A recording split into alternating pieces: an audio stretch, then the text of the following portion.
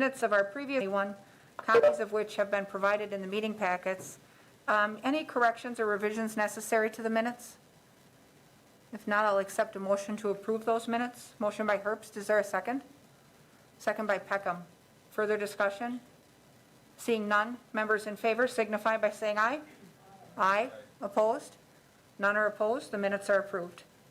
Item number 2 is to consider approval or denial of various license applications. You've got a packet of them in your meeting packet materials. There are none recommended for denial this evening. You'll note that a number of summer events are on our request for approvals this evening, details of which were emailed out to the committee previously. Most of them are events that typically occur in a normal event season. Separate from that also, you'll see a Class B beer and liquor license applied for by Taqueria Tres Hermanos at 525 Fulton Street. That establishment currently carries a Class B beer only. They've applied for the full Class B beer and liquor license for the purpose of serving margaritas. The Liquor License Review Subcommittee met preceding this meeting tonight and recommended unanimously that we approve that license to convert them up to that full Class B. With that, does anyone have questions about any specific events or licenses that are included in the batch tonight? If not, is there a motion then to approve the batch, since there are no denial recommendations?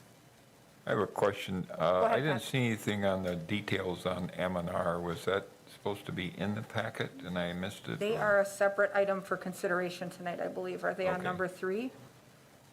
They are number 3, so we'll take them separately. Okay. I would move to approve these as presented.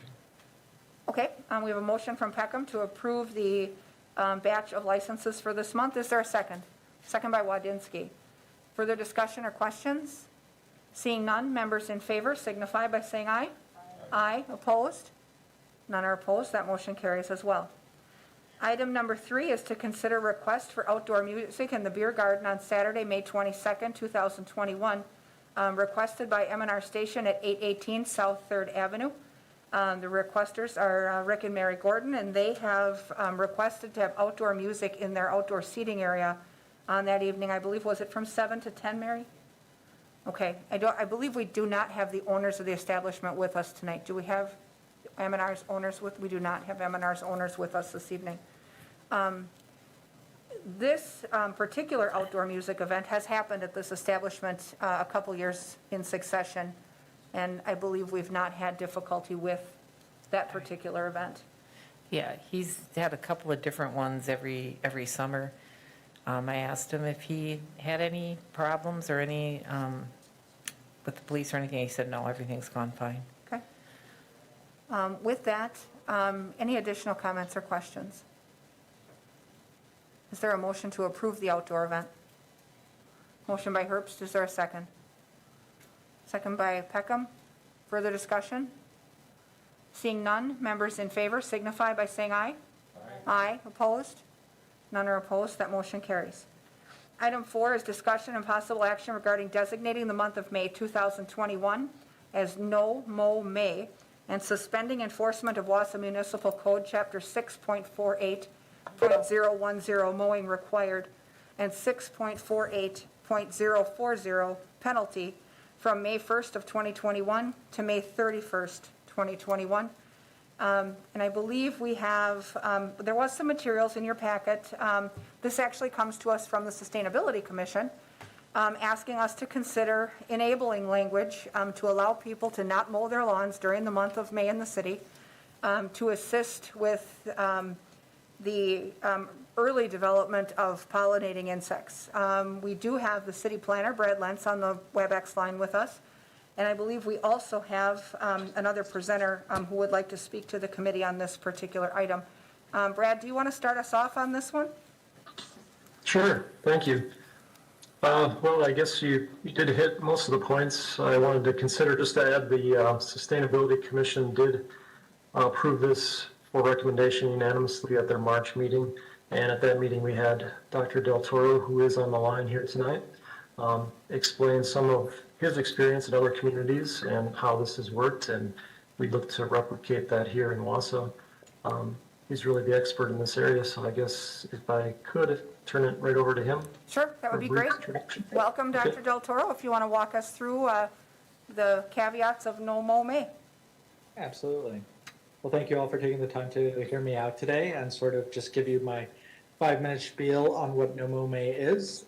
So I'm an assistant professor of biology at Lawrence University, where my research focuses primarily on data science and pollinator ecology.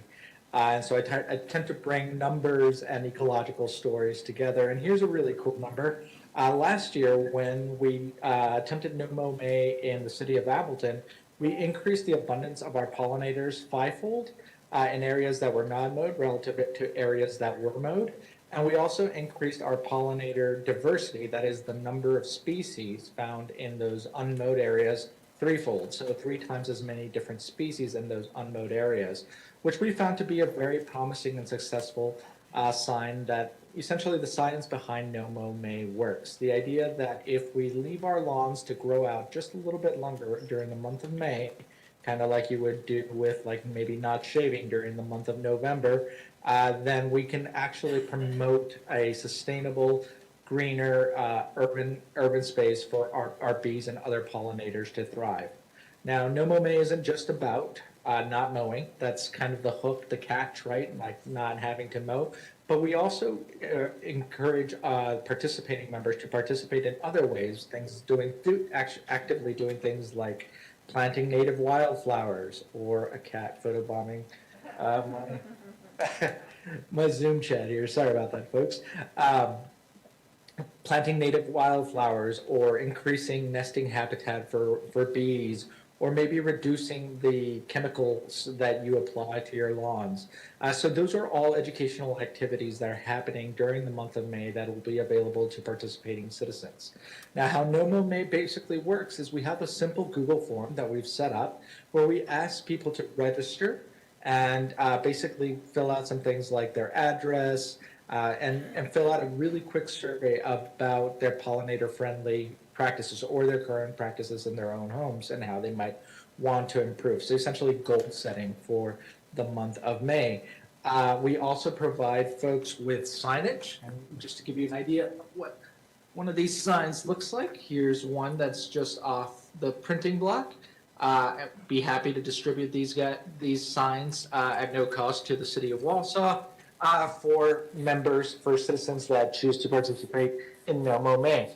The benefit of the sign serves 2 ideas. First is to ideally reduce the number of complaints that your city might face because of long lawn ordinances. So if you have a neighbor that says, oh, my next door neighbor has a really shaggy lawn over there, but if they have a sign there that hopefully explains what they're doing and lets the neighbor know that, hey, come June 1st, my lawn is going to be back in tip-top shape. And then it also provides the links for registration and increasing community involvement. So, I think it's a good idea to put those signs out. It'll help mitigate those complaints and just further educate our communities. I'm here to answer any questions that the committee might have regarding No Mow May. I know there are a lot of concerns out there, and we've come up with different solutions depending on what your city's concerns might be. So I'm happy to listen, take questions, and help you guys figure this out. Thank you for that. Committee members, any questions for either Brad Lentz or for Dr. Del Toro? I'm interested, I guess, in what our committee members have been hearing on this prospect from within their districts. There's been some mention of it on Nextdoor and a few other sites. I've had pushback on it personally within my district. So, Jim, go ahead with your comments. Yeah, I've had some comments in the negative. However, I've had some residents in my area that have been practicing this for many, many years until the city contacts them later in the summer. My question is, what do residents do after a month of lawn growing, and how do they mow that? Absolutely. So you can expect to see a lot of variation in the different types of lawns. So just to give you an example, I live in a very shady plot, right? And so it's really actually very difficult for me to grow my lawn for a month and have it exceed the long lawn ordinance. So basically my lawn would not necessarily be affected by No Mow May. I typically only mow maybe 4 or 5 times a year. on any given year, and my lawn never really gets to that violating height. In contrast, right next door, my neighbor, he's in a very sunny plot, and his lawn, when he did no mow May last year, grew to about 18 inches tall. And so it's very, very fertile and very, very sunny. And so his lawn got a little bit high. And he's got 2 dogs, and so there was some concern. Now, what Don, my next door neighbor, did is he basically went over that lawn a couple of times. Once with a high setting, so something like 5 or 6 inches, which is the default height on most lawnmowers. And that trimmed everything down to about that height, and then went through it again a second time at that 2-inch setting, which is everybody's typically preferred lawn height at the end of the month. What that does is it leaves a lot of grass clippings, and grass clippings were a big concern of the city of Appleton. So what could we do in the city of Appleton to help mitigate those efforts in grass clippings? We basically partnered with community gardens in Appleton to have them be sites for depositing and composting these grass clippings. Now, the best thing you can actually do, and what about 80% of the folks that did and mowed their lawn, is they actually just mulch that grass back into their lawns. That's a nutrient-rich alternative to fertilizing your lawn. So rather than spending $100 on fertilizer, all you have to do is mulch that grass back into your lawn and feed your lawn that way. If it is too much grass, as was the case with my neighbor, he did rake some of it and put it in a composting pile in the backyard and then respread those nutrients out over the course of the summer. So again, essentially mulching, but just at a little bit of a slower pace. That wasn't a major concern. And actually, that's what we're encouraging most of our No-Mow May participants to do. Practice some mulching and practice leaving those clippings available for your lawns. Okay, thank you for that. Additional questions? Pat, go ahead. Yeah, I don't really have a question, but I would report, about 2 weeks ago, I mentioned this on my public figure Facebook page, and to be honest, that doesn't usually get much reaction from people.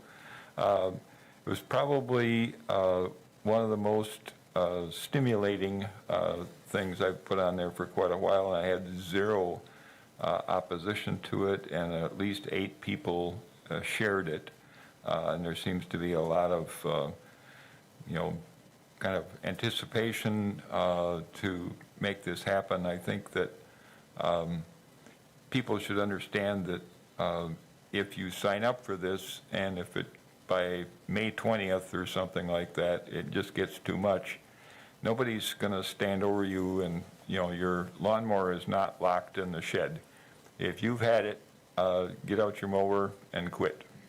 Or like Mr. Del Toro said, you can, I think you could probably get halfway through, maybe cut it halfway back or take a step like that. But the nuts and bolts of this, as far as the pollinators go, I don't know if everybody understands this, but like for honeybees, they eat the pollen that they find, and they drink the nectar. And pollen is a great source of both protein and energy, so it's very important for them.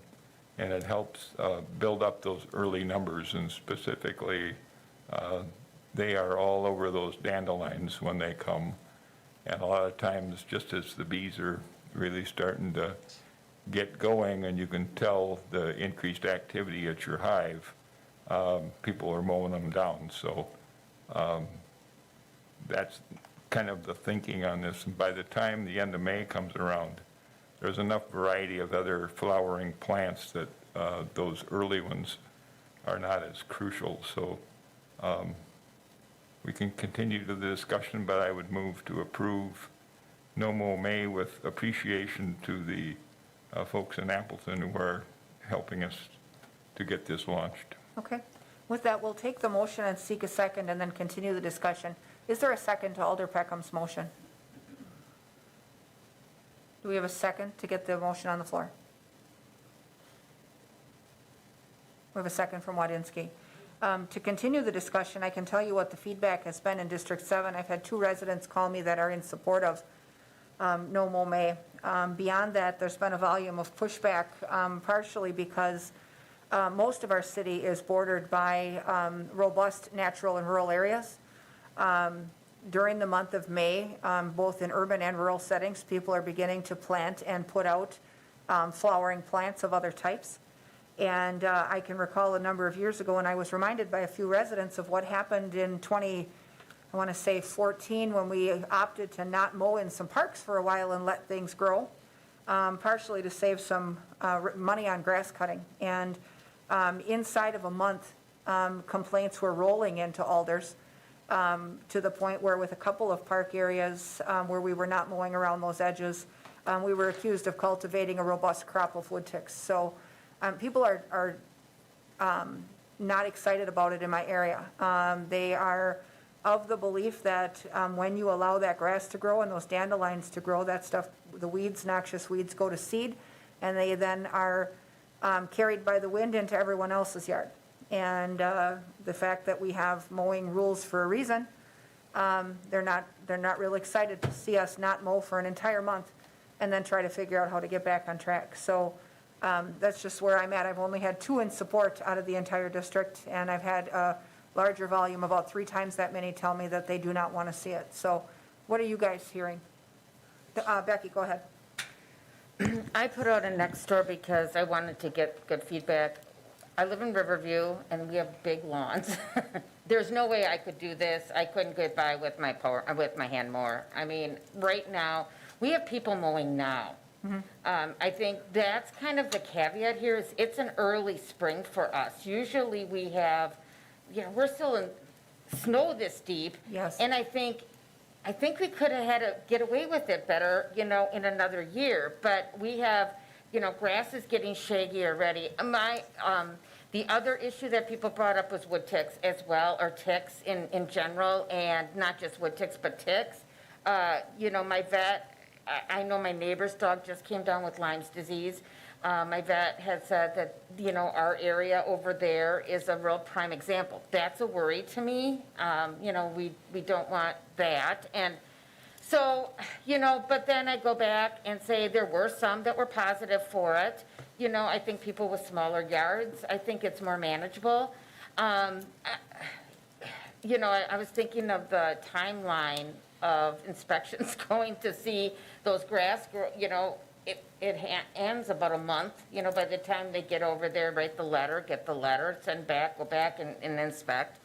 My one question, though, in all of this is, I have some residents that Jim has that are of the nature of not mowing every year. They're the same, repeating. I think Bill Hebert could come down and give you names. But do you need to register for this? That is my concern. I don't want people, I think that there's a way of maybe doing this and registering so we don't have people thinking, I don't have to mow either. I don't know. And the second question is, how are we going to get some people to mow at all after that? Okay. Dr. Del Toro has his hand up on WebEx. Would you like to respond to any of those comments? Go ahead. Absolutely. So I've just added a link on WebEx to our registration form. The link is pretty straightforward. It's byobs.org/no-mow-may. And it's just bees with a Z. That's the only trick there. But the idea here is basically to ask folks to register. We are strongly, strongly urging participating members to register. And what we are doing with a couple of communities, including De Pere, who passed last week, and I believe Oshkosh, who also passed last week, we are providing them the list of addresses within their community that have registered for No Mow May. So your city planner or your enforcement commissioner could have access to that data and know exactly which homes have registered. And once again, we can make these signs available for you. I printed out about 1,500 of these signs to share amongst the cities. And so I'm happy to make a certain amount available to you guys so that folks know, okay, this is a participating household that did register and followed those recommended guidelines. My second comment is regarding ticks, and this was also a serious concern for Appleton and for myself. And just from a research perspective, I wanted to tackle that question last year. And what we basically found is that, I take Lyme disease very, very seriously, having had it myself during grad school.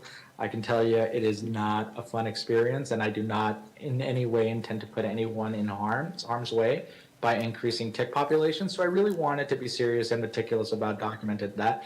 And when we did our surveys of ticks, we actually saw no difference between mowed and unmowed areas, at least in Appleton, in terms of the tick abundance.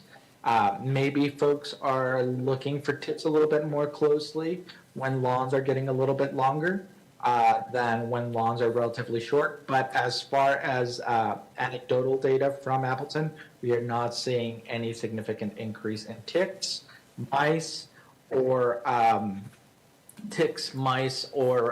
other creepy crawlies that we can call them for now, that might be associated with lawns that might be a concern to your cities. So that's just a bit of information from my end. I'm happy to keep chatting about this. Okay. Dawn, go ahead. I just have a comment, and my comment is this: the people that are going to participate in it will certainly do it, and there are going to be others that are not going to, and at this rate, we really can't enforce it. And of course, the city will be suspending the law enforcement rules for the month of No Mow May. But again, we hope and encourage that people will do this, but if not, we're certainly not going to all of a sudden have a big protest in front of their yards. Thank you. Okay, additional comment from the committee. Go ahead, Pat. Have we heard anything from Mr. Hebert, who will be blessed with the responsibility of, He is available on WebEx. Bill, do you have any comments about No Mow May? specifically, I was wondering if what he thought about the idea of registering, and that way his office would have a list of registered participants, and if a issue came up with, 504 Elm Street, they could look on the list and say, oh, they're all right, they registered. William? I don't really necessarily have an opinion on it. I was just looking for clarification of, by suspending the rules, would that be citywide? Or would the council look to only allow that suspension for the people that register? We'll bring the Assistant City Attorney up to talk about that. Tara Alfonso, welcome. Hi. So the way the resolution is drafted, it's a suspension of the current ordinance citywide, and no one has to register to not mow their lawn. It's just, if we see your lawn is long and we get a complaint, we're just not going to enforce for that month. That's not to say that the city couldn't amend this resolution and only suspend the penalties for people who register. I think it'll be a little bit more of a snafu for Bill because, oh, I forgot to register, but we can tailor that however you might want to do that. Okay. Additional comments or questions? Go ahead, Pat. I was just thinking, if it makes it more palatable for this committee and the council to go that route the first year, we could try it and see what happens, if that makes a difference for anybody. Are you wanting to amend your motion to approve, to tailor it? I would go with the original motion, but hearing there's hesitancy, I guess I would be interested in, I will amend it if there's support for that. I'd like to hear other committee members talk about whether they would support the idea of only if you're registered. What are your thoughts, committee? Do you feel that it's more palatable to the community if we require the registration and suspend enforcement only on registered lawns, or do we just open it up? Go ahead, Jim. How did you know I was going to talk? We always know. Well, your lead into the mic was a key signal. Okay, there's everything. Yeah, I'm a little torn, a little hesitant on just opening it up mainly because of the number of complaints we'd probably get, but if the people are registered and maybe even get a sign, I think that'd be much better. I would support that. Okay. Go ahead, Pat. With the agreement of the seconder, I would amend the original motion to have it for this trial year, to have it be available only to people who have registered and are, on record. And I don't know if we're going to require that they register by midnight, May 1 or something, but generally speaking, just for registered participants, and I think that will encourage people to learn a little bit more about it and might be beneficial in the end. Okay, so your motion is to approve this item specifically for property owners who have registered to participate in the activity. Yes, and I would even add that it's a one-year trial, and it should come back to this committee to evaluate whether we do it in 2022. Okay, is that amenable to your second? Okay, that works for the first and the second? The resolution is only for May of 2021. Only. So it's already short-term? Okay, but if Okay. we clarify that it's just for this year, we're going to Well, try it's- this. It's very clear that it says that it expires. Very clear to on- you, and it's probably clear to me, but I don't know about the whole community, so, Well, and I think it'll be important that if we approve it at council, that we get the word out to our media partners that this entire concept sunsets on 5/31 of '21. yeah. We're going to try something new here, folks. Right. Yes, so with that, is there additional comment or questions? Brad Lenz has had his hand up for a Oh, while. Brad, go ahead, sorry. Thanks. Well, just, on that registration thing, in the be it resolved, there is language in there that says it's for those citizens and residents who desire to participate in the initiative. Maybe that's a little soft. We could strengthen it, but it seems to already apply to only those folks who are interested. I mean, we could look at that language and strengthen that up for council, but it should be a pretty small fix, I It's would an think. easy change. Go ahead, Yeah. Becky. Yeah, I agree. I think it needs to be, for me, it needs to be registered. Otherwise, oh yeah, I'm participating. That's what we're trying to get out of, and Tara brought that up, it's gonna be, oh, no, I'm participating. I don't wanna make people go through hoops. I don't, but I have a very divided citizenry right now, and the people that are for it are all for it, or the people are against it are all against it.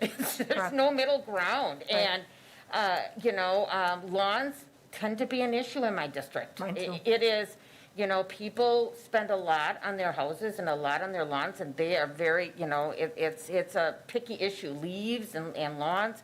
So, I will support this through the committee, but I will see how things go in my district, after this does, but I will only do that if it is for registered people with the signs in their yards. Okay.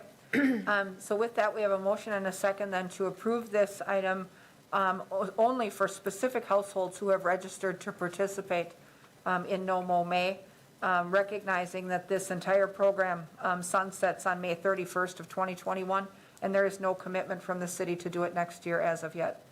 Additional comments? If not, members in favor signify by saying aye. Aye. Record my vote as no. Let the record show that has passed the committee 4-1. We would want to have this in place before the month of May, and so we need to expedite this item and the minutes from this item for Tuesday's council meeting so that we can finish it and get it ready to go before May. So, yep. Mr. Chair? Yes. If I could just add a note, I'm not an expert on ticks, maybe the professor is, but I don't think ticks are out there in our yards now just waiting to spring up as soon as the grass gets 6 inches tall. I think, they aren't real quick on their feet, so, I think it depends on where you live. If you live closer to the outskirts of town, they're pretty Yeah. prevalent, so, yeah. Yeah. So I don't think there's going to be a problem. yeah. Well, Pat, I just wanted to say why I brought up ticks is we have deer in our yards every night. So that's where they're coming from. Yeah. So, we have deer up in our area, every night. You know, they're in people's yards, and that's where some of them are coming from. And, you know, wood ticks are one thing, but it's just, there is a worry, especially we have a big dog and animal population up there. That was my residents' worry. One observation is that a lot of the same districts that have had trouble with deer in yards and have supported urban deer hunting in the past have a common set of problems, and that's one of them. So recognizing that, I will clarify that I did vote against this in committee. In the interim between then and council, if I hear from a volume of my residents to the contrary, I may change my mind, but at this point, the majority is saying no in District 7. With that, that brings us to item number 5. Consider the complaint filed regarding Timothy Naraki doing business as Rock's Place and take possible action on the issuance of a summons commanding Timothy Naraki doing business as Rock's Place to appear before the committee for a hearing pursuant to Wisconsin statutes, section 125.12, and Wausau Municipal Code, section 5.64.076, to show cause why the Class B beer and liquor license should not be revoked or suspended. In your packets, you have a complaint that was sworn out by the police department outlining some of the history that's been taking place at Rock's since approximately 2019. We have had the owner before us a number of times for formal expression of concern, and the establishment now exceeds 100 points again. That said, we have a firmly defined process under Wisconsin statutes, chapter 125, that we need to follow in these processes. So tonight is certainly not the time that we will take public comment. We will not take evidence. We won't take testimony on any of the items listed in the complaint. The committee at this point needs to review the complaint and decide if they wish to hold a hearing to learn more. And at that point, you would take sworn evidence testimony, you would take evidence exhibits, and you would swear in and have witness testimony before the committee. That would take place within 10 days if your desire is to go forward with that hearing. But, today is not where we air the, gory details of the contents of the complaint, but in its totality, we do need to review that complaint. So, that said, throughout this process, the committee retains its own counsel, and the city has separate counsel. So you see Assistant City Attorney Nathan Miller sitting next to me. He will be advising the committee as the committee's counsel through this process. Assistant Attorney, City Attorney Tara Alfonso will be prosecuting the case on behalf of the city, and she is not the committee's attorney through these processes if we decide to go forward. So with that, we certainly can discuss the complaint that we've received. You've all seen it, and decide at that point what we want to do.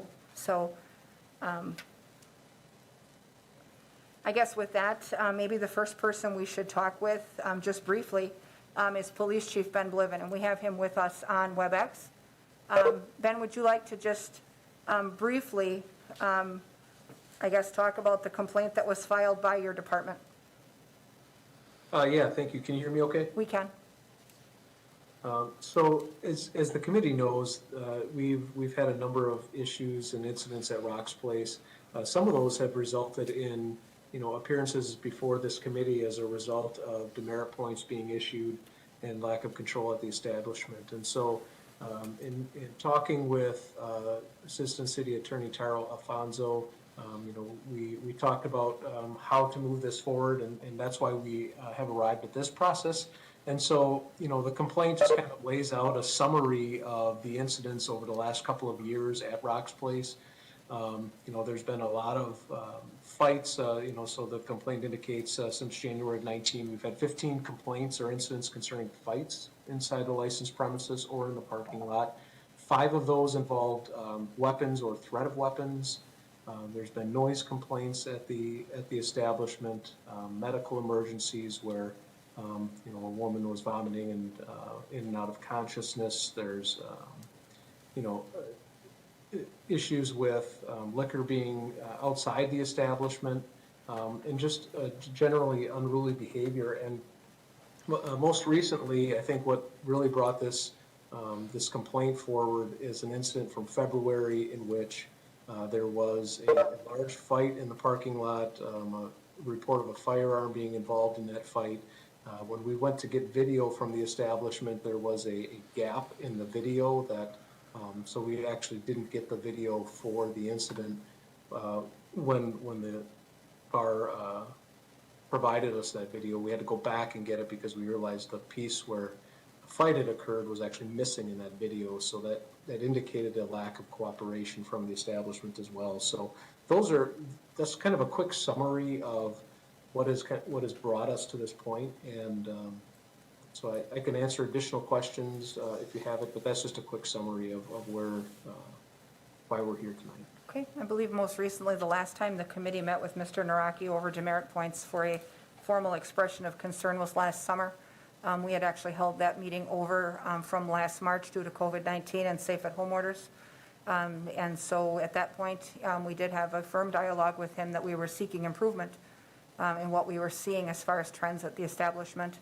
I clearly remember that he's been before the committee at least twice and perhaps 3 times. So with that, Attorney Miller, do you have anything that you'd like to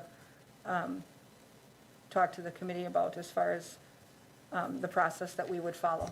Yeah, so if we do want to go forward and have a summons served, once it is served, we have to have the hearing within no sooner than 3 days and no later than 10 days.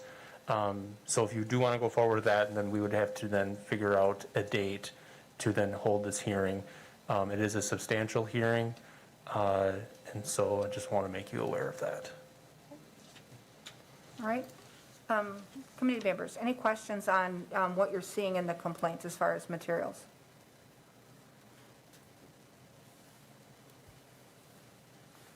Go ahead, Pat. Yeah, any particular comment on the content, but I just wanted to commend Captain Baton on a very thorough job, and I think it's very well presented, and I appreciated they didn't go back, into ancient history, stopped at 2019, so basically we're looking at the last 2 or 3 years here.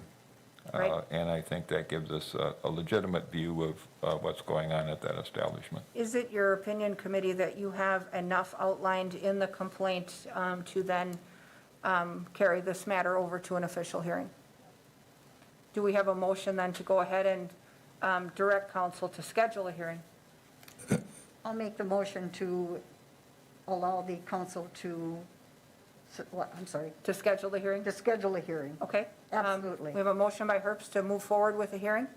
Do we have a second? We have a second by Wadinsky. Further discussion or comment?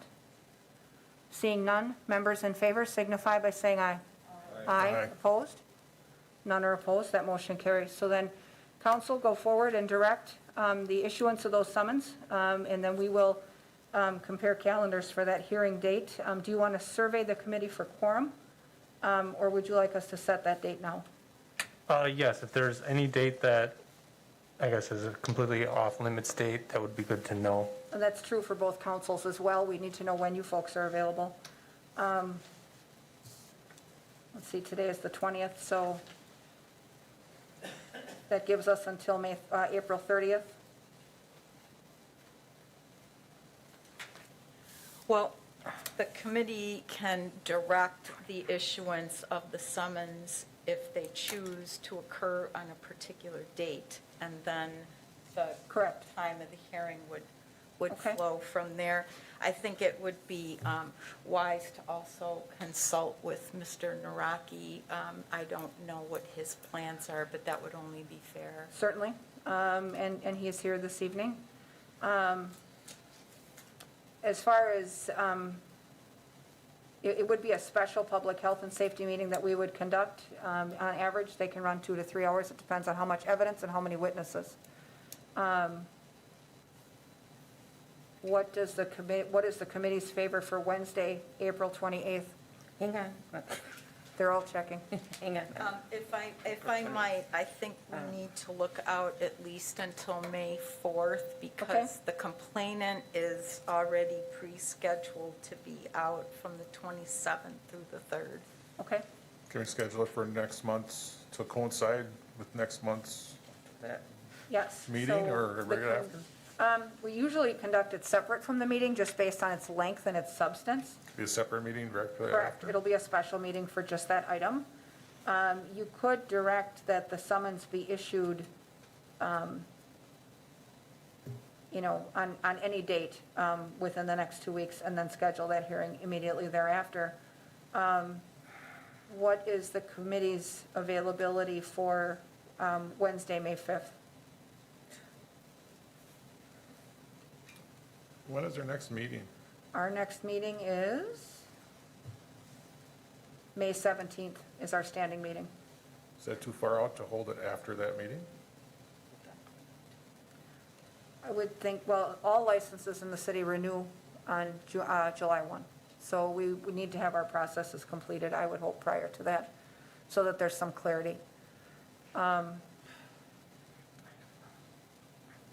Do we have availability for May 5th?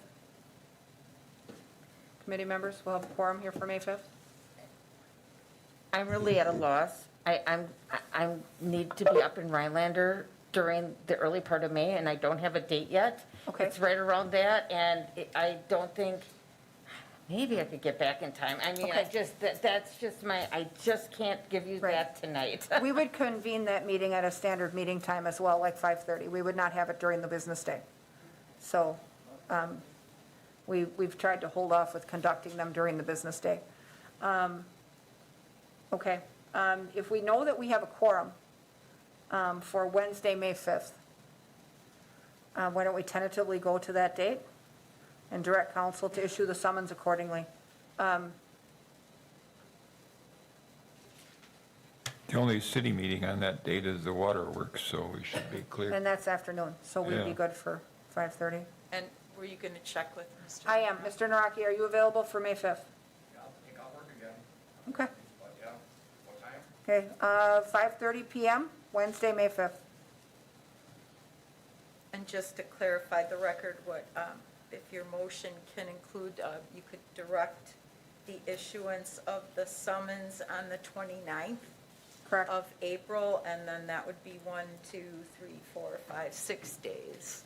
Okay? How are we gonna deliver that? Pardon? Personal service. Well, In person again? It's personal service.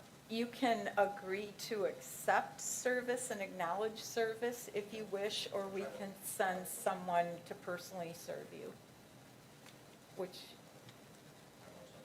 you will accept the service? Okay, maybe after this, we can talk about, I'll have to be, yeah, I don't have anything ready for that right now, but we could. Stop at the tavern last time, which is fine. Okay. It was just a courtesy, we thought you might like as much time to prepare as you could. Okay.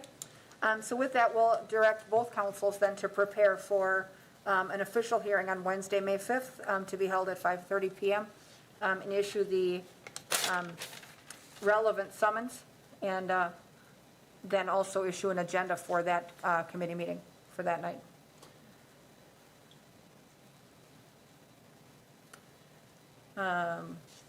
Item number 6 on our agenda is the operations report from the fire department for March of 2021. You have that in your packets. Committee members, any questions on the fire department report? We have interim chief Bob Bartek with us this evening, if you have questions for him. And anything notable on the report that you want to talk about? The biggest thing I would note is that end of first quarter of 2021, we moved from our Firehouse software to our Image Trend software. So our monthly report will be changing for the next month. I see this as an opportunity to change what we're presenting to you. So if you have feedback that you'd like to see more or less of in our report, please email that to me. I will probably be emailing the committee over the next month with some potential topics that can be included in that report with the new software. We've got some new availability of data, so Excellent. please relay this to me. Okay. So committee members, in between meetings, if you have specific things you want on the report, we'll let him know. With that, we can place the fire report on file. Item number 5 is tavern activities, compliance checks, and law enforcement activities. Again, you have the report in the packets. Anything that you have questions about on the report for the chief? Go ahead, Pat. I got a couple of them. One of them is just a proofreading matter, I think. Well, one of them's a very small complaint. On the page where it says drug overdoses quarterly report, there's a blue-gray rectangle. I can't read hardly any of the text in there, and I don't know if that could be made larger or whatever, but there's a overdoses by location, I believe. No, it's the overview of drug overdoses, and I believe the circles are result, sex, race, status, but I can't read the text on the sides of it, so that just readability thing. And then on the bottom of that page, which is page 41 in our packet, says overdoses are up 60% in Q1 of 2021. And then it says there were 5 doses in Q1 of 2020 and 5 in Q1 of 2019. I'm assuming that should read 2 overdoses in Q1 of 2019 if there's going to be wait a minute. Yeah, 3 overdoses to jump 60. That's 3 years worth of data there. So 2019, there were 5. 2020, there were 5, and then up 60%. I think there's been 8 this quarter, the first quarter of 2021. So you aren't comparing the 2 quarters when you're going 60%? It says overdoses are up 60% in Q1 of 2021. Compared to what then? Compared to 2020 and 2019. Okay, so we've got 8? Correct. Okay, very good. And then there was one more thing. Sorry, you kind of asked for this, giving us all this additional information. We're going to ask you more questions. And I do appreciate all the additional information. On the traffic stops, it mentioned 22 stops resulting in 19 searches.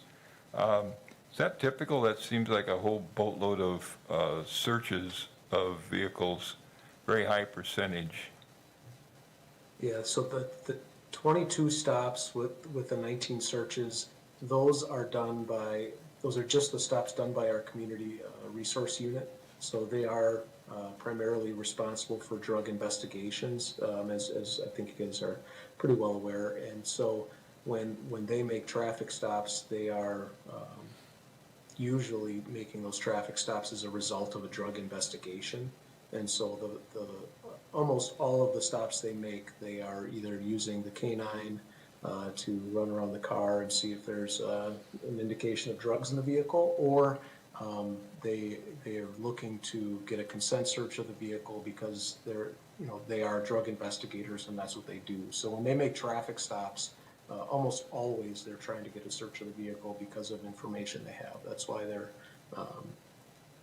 making those traffic stops. They're not making run-of-the-mill traffic stops for an equipment violation or a speeding offense or anything like that. They're making traffic stops that are in conjunction with the drug investigations they're doing. Okay, so those traffic stops are not representative of an average traffic stop? That's correct. Very good, thank you. Okay. And so anything else on the police department activity report that anyone has questions on? Separate from that is the tavern report. We've been receiving that for quite some time. You can see that it continues to be active and interesting.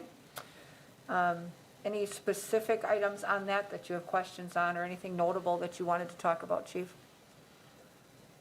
No, I think it's pretty self-explanatory. I guess I could just mention Aftershock. We continue to get complaints there. Captain Baton was speaking with one of the residents in that area just yesterday, I believe. And they're saying that they're continuing to see violations, people out in the parking lot drinking, urinating, trash going all over the place. So, we're continuing to do extra patrol at Aftershock as a result of some of the complaints that we're getting there. And you'll see that they had 25 demerit points assessed for allowing someone to leave the establishment with an open container. And I think they're at 50 demerit points currently. Correct. I continue to receive complaints also about Aftershock, and I continue to refer them to the police department just for clarity of the record and for action. I also, since things have warmed up a little early and we've seen early spring, have received a number of reports about alcohol outside, in addition to the normal behaviors that take place out there with what takes place often. One would think that the facilities inside don't work, but apparently they do. So that is kind of happening constantly. And there is a problem with alcohol going out either the front door and the back door at different times. The neighbors, adjacent neighbors have called in a number of times, and part of the trouble with the enforcement at Aftershock is that by the time the officer can break away from another call or something and be dispatched to Aftershock, the offending folks have either gone back in the bar or have completed whatever they were out there with. So I think it's important to continue to watch that situation because apparently it's pretty often. So, and with windows being open, I think the noise is going to be an issue as well for summer. When that establishment moved to that neighborhood and took the place of the former establishment that occupied that facility, I thought that we were clear that that neighborhood would not tolerate the same activity that was allowed and took place on Thomas Street. But apparently that has bred some contention between the owner and the neighbors, but not a whole lot of corrective action. So and I appreciate that you continue to watch that situation. Great. Committee members, any additional questions about the tavern report for the chief? If not, we'll also place his report on file. Item number 8 is communications. Does anyone have any communications? I don't. And if anything comes up in between meetings, let me know as far as future items, et cetera. With that, that's the end of our agenda. I'll take a motion to adjourn. Anyone? We gave you a special meeting tonight, so I would think you'd all want to leave. So we have a motion by Wadinski and a second by Peckham. Members in favor signify by saying aye. Aye. Opposed? No one ever is. We'll stand adjourned. Thanks, everyone, and we will see you on the 5th.